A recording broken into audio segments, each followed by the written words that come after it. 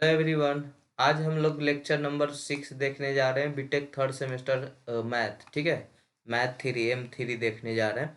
तो वहाँ पे हम लोग पार्शियल डिफरेंशियल इक्वेशन के बारे में चल रहे थे। तो पार्शियल डिफरेंशियल इक्वेशन को अगर जब आगे बढ़ाते हैं तो वहाँ पे क्वेश्चन आया था डायरेक्ट इंटीग्रेशन मेथड से सोल्व करना है।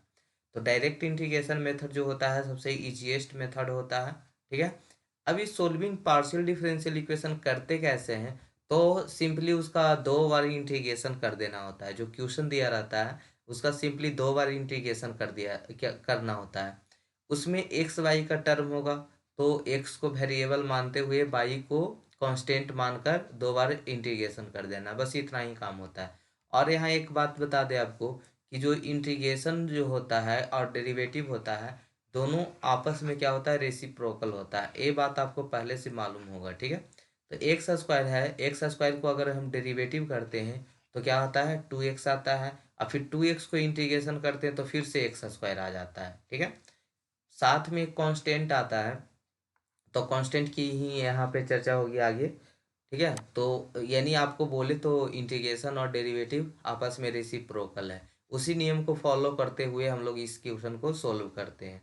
तो यहाँ पे एक क्वेश्चन आया हुआ है, solve the partial differential equation d2z/dx² equal to x y by using direct integration method. ठीक है, अब यहाँ पे करना क्या है कि आपको ऐसे तो यहाँ पे लैंग्वेज लिखा हुआ है, काफ़ी ज़्यादा लैंग्वेज का यूज किया गया है। आपको उतना लैंग्वेज का यूज नहीं करना है, बस सिंपल सिंपल लैंग्वेज का यूज करना है। d2z/dx² equal to x Y. ठीक है, इस क्वेश्चन को सोल्व करना है। तो सबसे पहले तो यहाँ पे हो गया d2z/dx² equal to x y, equation number first. ठीक है, अब ये जो इसको क्या करना होता है कि दो बार इसका इंटीग्रेशन करना है। ठीक है, इसको ये बताया कि जो देखिए लैंग्वेज में किस चीज़ से भरा हुआ है बता देते हैं। अगर आपको भी ये मन है तो आप भी लिख सकते हैं कि जो यहाँ पे दिख रहा है ये जेड क्या है, जेड का दो बार एक्स के रिस्पेक्ट में पार्शियली डिफरेंशिएशन है। ये बता रहा है कि as z is partial differential equation two times of x है, एक्स का डबल डिफरेंशिएशन है, जेड का डबल डिफरेंशिएशन है with respect to s x. ठीक है, तो उसको है, तो x के रिस्पेक्ट में है तो हम x को ही यहाँ पे क्या मानेंगे, वेरिएबल मानेंगे। अब y को क्या मानते हुए, कांस्टेंट मानते हुए दो बार उसका इंटीग्रेशन करेंगे। ठीक है, यानी आपको d2z/dx² इक्वल टू क्या है, एक्स वाई है।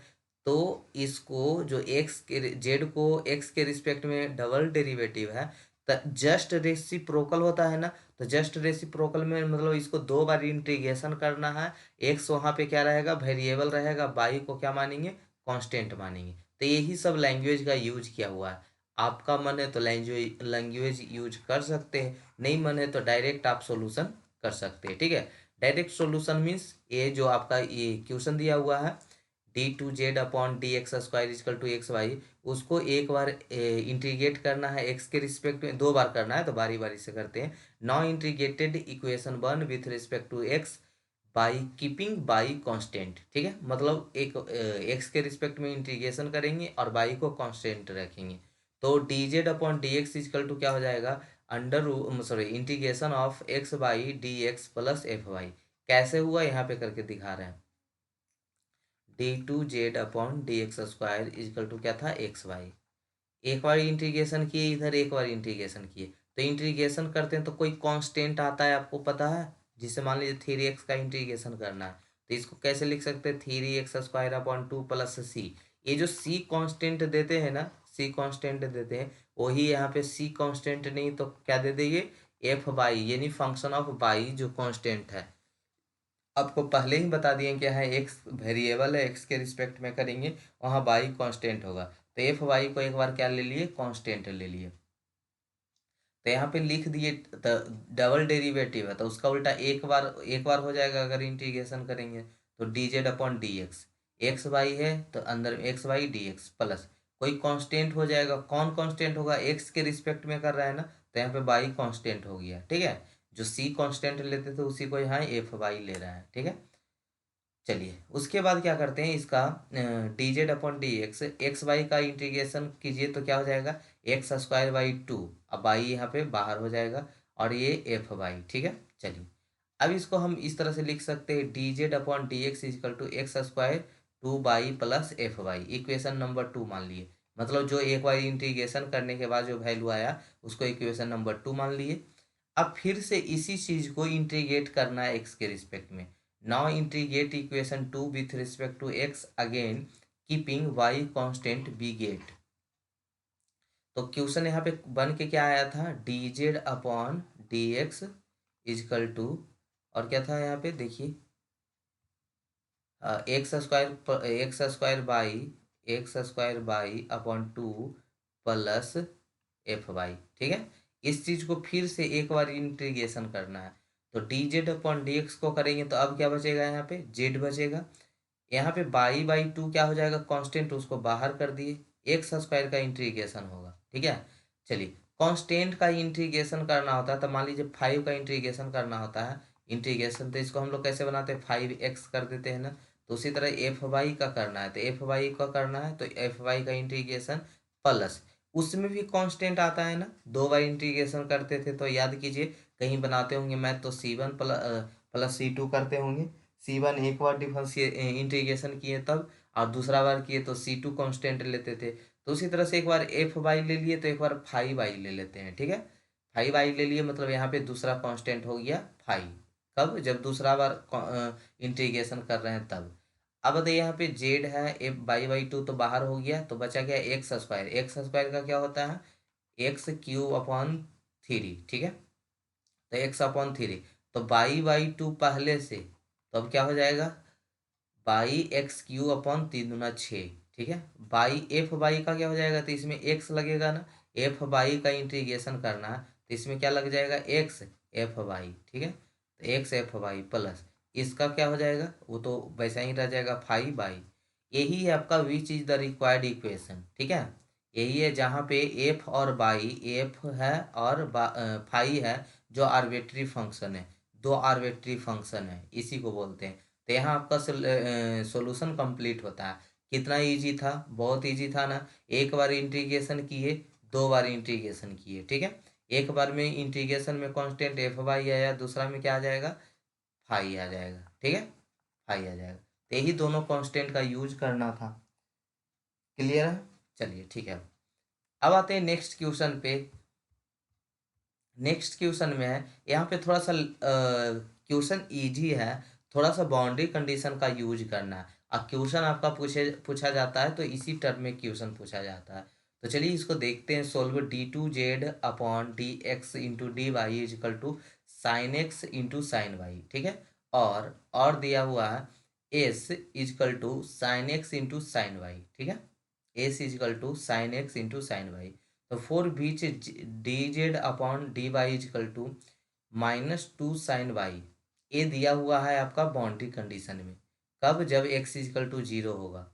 जब x इजकल टू 0 होगा तो d z upon d y is equal to -2 sin y होगा। ठीक है, and d z is equal to 0 when y is odd multiple of π/2। जब हम ऑड में यानी 2n-1 में +1 में π/2 से मल्टीपल कर देते हैं, तो यहाँ पे मान लीजिए 1 रखते हैं तो कितना हो जाएगा, 2 और +1 3। यानी ऑड में अगर हम मल्टीपल करेंगे, या मान लीजिए कि 6×2 = 12 में से, या माइनस वाला भी हो सकता है ना, 2n-1। ठीक है, तो यहाँ पे मान लीजिए कुछ भी पुट करते, 3 पुट करते हैं, तो 3 में से 1 = 5, 4 8 में से 7 है। ठीक है, मतलब कि आप इसमें मल्टीप्लाई करें तो इसका वैल्यू क्या होगा, वहाँ पे 0 होगा। ठीक है, जब y is the odd multiple of π/2, तो उसका कब, जब z इजकल टू 0 हो। तो ये सब कंडीशन दिया हुआ है जिसको हम लोग को यूज करना है क्वेश्चन सोल्यूशन करते समय। ठीक है, क्वेश्चन का सोल्यूशन करते समय इस रूल को, इस बाउंड्री कंडीशन को यूज करना है। बाकी बात रहा यहाँ पे, तो क्वेश्चन आपका इतना ही है। एक सेकेंड, चलिए एक क्वेश्चन इतना ही है। ठीक है, यही क्वेश्चन है आपका। अच्छा, कोई सोच रहा होगा सर ये क्या है, तो ये तो इसका फॉर्मेट है। आपको बताया गया था ना, d z upon d x को क्या बोलते हैं, पी बोलते हैं। D z upon d y को क्या बोलते हैं, क्यू बोलते हैं। फिर उसके बाद क्या था, d2z/dx² को क्या बोलते हैं, PQR बोलते हैं। फिर d2z/dx इंटू डी वाई को क्या बोलते हैं, एस बोलते हैं। याद है, नहीं याद है, लिख दे एक बार। अच्छा यहाँ लिख रहे हैं, दिख रहा है। अगर एक्स के रिस्पेक्ट में करते हैं तो पी बोलते हैं, वाई के रिस्पेक्ट में बोलते हैं तो क्यू बोलते हैं, और डबल डेरिवेटिव अगर एक्स स्क्वायर का होता है तो उसको आर बोलते हैं। एक्स और वाई के रिस्पेक्ट में करते हैं तो एस बोलते हैं। अगर किसी फंक्शन को वाई के रिस्पेक्ट में डबल डेरिवेटिव करते हैं तो उसको टी बोलते हैं, ठीक है। तो इस तरह से हम लोग नेमिंग करते हैं, इस तरह से हम लोग नेमिंग करते हैं। आई होप बताए होंगे फर्स्ट फर्स्ट लेक्चर में, अगर नहीं बताए होंगे तो मिस्टेक हो गया, थोड़ा सा पहले ही बता देना चाहिए था इसको। तो कोई नहीं, अभी बता दिए, अभी याद रख रख लेंगे आप, ठीक है। तो वही दिया हुआ है कि अगर एक्स और वाई के रिस्पेक्ट में तो उसको हम एस नाम दे देंगे, ठीक है। तो इसी क्वेश्चन को लिखा हुआ है d2z/dx इंटू डी वाई, जिसका वैल्यू हम क्या लिख सकते हैं, एस। और क्या है, sine x into sine y. तो वही ऊपर वाला क्वेश्चन ही है, अलग से कुछ नहीं है, ठीक है। तो क्वेश्चन इतना ही था। और ये जो नीचे दिया हुआ है वो बाउंड्री कंडीशन है। तो हम लोग तो बाउंड्री कंडीशन बाद में यूज करते हैं, पहले सॉल्यूशन का फॉर्मेट पता होना चाहिए। तो अभी ऊपर देख के आ रहे थे तो वहाँ क्या बताया गया कि दो बार इंटीग्रेशन करना होता है, ठीक है। तो चलिए आगे उसी फॉर्मेट को बढ़ाते हैं। The given partial differential equation is d2z/dx into d y is equal to sine x into sine y. अब आते हैं, and given boundary condition are dz/dy is equal to -2 sine y. कब, जब x इजकल टू क्या दिया हुआ था, 0 दिया हुआ था। और z इजकल टू 0 कब, when y is odd multiple of π/2, ठीक है। टू इलिमिनेट आर्बिट्री फंक्शन, यहाँ पे लैंग्वेज मतलब प्रॉपर ढंग से बनाया गया है। तो अगर आप जैसे मैथ में क्या होता है ना कि जितने भी न्यूमेरिकल्स टाइप के होते हैं, सिर्फ उसका सॉल्यूशन किन्हीं को करना पसंद होता है, किन्हीं को थोड़ा सा लैंग्वेज वहाँ पे लिखना पसंद होता है। तो यहाँ पे सारा कुछ है, अगर आप डायरेक्ट बनाना चाहते हैं तो लैंग्वेज का स्किप करके जो आपको यहाँ पे है देखिए दिया हुआ है, इसके बाद यहाँ से स्टार्ट कीजिए, ठीक है। लेकिन लैंग्वेज लिखना बेटर होता है थोड़ा सा, ठीक है। तो आप चाहें तो लिख भी सकते हैं, चाहे तो कुछ स्किप भी कर सकते हैं लैंग्वेज को। तो मेरा बात मानिए, तो आप लैंग्वेज का यूज कीजिए, बढ़िया होगा, बेटर रहेगा, ठीक है। तो d2z/dx into d y sine x into sine y है, ठीक है, बाउंड्री कंडीशन दिया हुआ है। तो अब यहाँ से स्टार्ट करते, क्या था कि विथ रिस्पेक्ट टू एक्स करते हैं और जहाँ वाई को कांस्टेंट रखते हैं। तो dz/dy डबल डेरिवेटिव था ना, डबल डेरिवेटिव कैसे था, d2z/dx इंटू डी वाई था। एक्स के रिस्पेक्ट में करेंगे तो क्या बच जाएगा, dz/dy बच जाएगा, ठीक है। साइन वाई यहाँ पे क्या है, कांस्टेंट है, तो साइन वाई बाहर हो जाएगा, कॉस वाई का होगा, सॉरी साइन एक्स का होगा। यहाँ पे देखिएगा d2z/dx into d y, sine x into sine y है, sine x into sine y है, ठीक है, sine x into sine y है, ठीक है। तो साइन वाई को बाहर कर दिए, साइन एक्स का इंटीग्रेशन करेंगे, एफ वाई हो गया, ठीक है। एफ वाई क्या है आपका, कांस्टेंट है, ठीक है। एफ वाई यहाँ पे कांस्टेंट ले रहा है, क्यों, क्योंकि यहाँ पे उसको वाई को कांस्टेंट मान रहे हैं, एक्स के रिस्पेक्ट में कर रहा है। अब दूसरा बार क्या करना होगा कि डीजेड, अब पहले इसको पूरा प्रॉपर ढंग से लिख देते हैं, dz/dy sign Y, sine x का क्या हो जाएगा, cos x minus cos x हो जाएगा into sine y plus f y. Equation number 2 कब, जब आप इसका एक बार इंटीग्रेशन किए हो, ठीक है, एक बार इंटीग्रेशन किए हो तो वो इसका इक्वेशन आ गया। अब इसको बाउंड्री कंडीशन यूज करना है, dz/dy is equal to -2 sine y, -2 sine y when x is equal to 0। ये दिया हुआ था आपका बाउंड्री कंडीशन में कि जब एक्स का वैल्यू 0 होता है तब इसका जो वैल्यू होता है dz/dy is equal to -2 sine y. Now put into equation two we get. अभी जो बाउंड्री कंडीशन दिया हुआ था इसमें पुट कर दीजिए, जो इक्वेशन लाए आप एक बार इंटीग्रेट करके, आराम आराम से समझते चलिए क्योंकि ये लेंदी क्वेश्चन है, थोड़ा सा बड़ा क्वेश्चन है। तो अगर आप स्पीड में भगाएंगे तो इस क्या हो जाएगा, स्किप हो जाएगा आपका क्वेश्चन, ठीक है। तो ये जो क्वेश्चन लाए ना एक बार इंटीग्रेट करके, तो इसमें क्या था, बाउंड्री कंडीशन यूज कर देंगे। dz/dy का वैल्यू दिया हुआ था बाउंड्री कंडीशन से कितना, -2 साइन वाई, कब, जब एक्स इजकल टू 0 रहेगा। तो चलिए उसी को पुट करते हैं। तो dz/dy का वैल्यू कितना पुट कर देंगे, -2 साइन वाई, dz/dy का वैल्यू कितना पुट कर देंगे, -2 sine y. Cos x, x का वैल्यू क्या पुट कर देंगे, 0, एक्स का वैल्यू पुट कर देंगे 0, sine y plus f y, ठीक है, plus f y. -2 sine y is equal to cos 0 का मान कितना हो गया, 1 sine y plus f y. अब अब क्या है, यानी माइनस में साइन वाई है तो उधर प्लस में साइन वाई भेज सकते हैं, या आप इधर एफ इधर ही रहने देते हैं। चलिए एफ को इधर ही प्लस में हमको मतलब एफ वाई निकालना, तो एफ वाई को ही रहने देते हैं। ये माइनस साइन वाई है तो उधर जाके क्या हो जाएगा, प्लस साइन वाई। ठीक है, तो यानी हम ऐसा किए यहाँ पे, एक सेकेंड, ए एफ वाई को इधर ही रहने देते हैं, ए ही साइन वाई को हम उधर भेज दिए, तो ये क्या हो गया, माइनस टू वाई, तो माइनस टू साइन वाई तो पहले से रहा, अब प्लस साइन वाई हो गया, तो f y is equal to minus sine y plus sine y. ठीक है, अब ये दोनों से घटेगा, कैंसिल आउट होगा, तो कितना बचेगा, f y is equal to minus sine y. ठीक है, चलिए now put the value of f y in equation two we get. अब इसको इक्वेशन टू में पुट कीजिए, जो वैल्यू आया है उसको इक्वेशन वन में पुट कीजिए, तो टू में पुट कीजिए, तो टू इक्वेशन आपका क्या था, जो एक बार इंटीग्रेट करके मिला है, तो एक बार इंटीग्रेट करके क्या मिला है, d z upon d y minus cos x sine y f y, इसी का वैल्यू निकाले ना, जो आर्बिट्री कांस्टेंट था उसी का वैल्यू निकाले, किससे, बाउंड्री कंडीशन लगाकर। तो बाउंड्री कंडीशन लगाएं तो एफ वाई इजकल टू क्या आ गया, माइनस साइन वाई, तो d z upon d y is equal to minus cos x sine y minus, यहाँ पे क्या था, एफ वाई था ना, पल ऐसे था यहाँ पे, प्लस एफ वाई का वैल्यू यहाँ कितना है, माइनस साइन वाई, तो उसी को क्या कर दिए यहाँ पे पुट कर दिए माइनस साइन वाई। कोई दिक्कत, चलिए d z upon d y is equal to minus cos x sine y minus sine Y.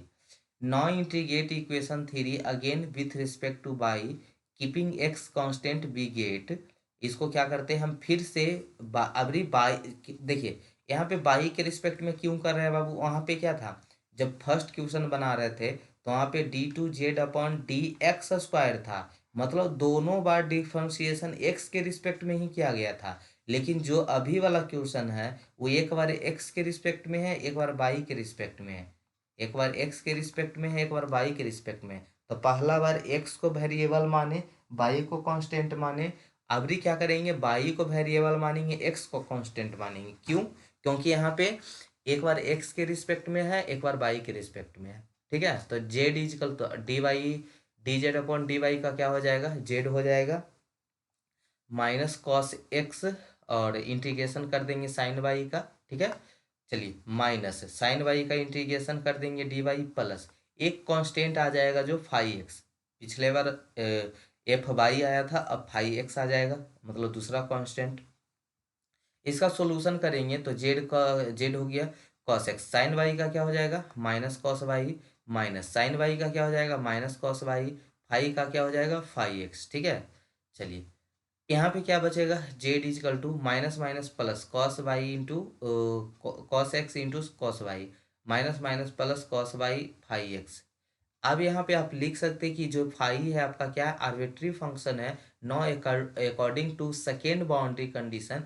Second देखिए पहला में फर्स्ट बाउंड्री कंडीशन लगा दिए थे, यहाँ पे सेकेंड बाउंड्री दो बाउंड्री कंडीशन दिया हुआ था ना, कौन सा, जब जेड इजकल टू जीरो, और कब, जब y is odd multiple of by by two, ठीक है, पाई बाई टू, तो उसका यूज करते हैं यहाँ पे।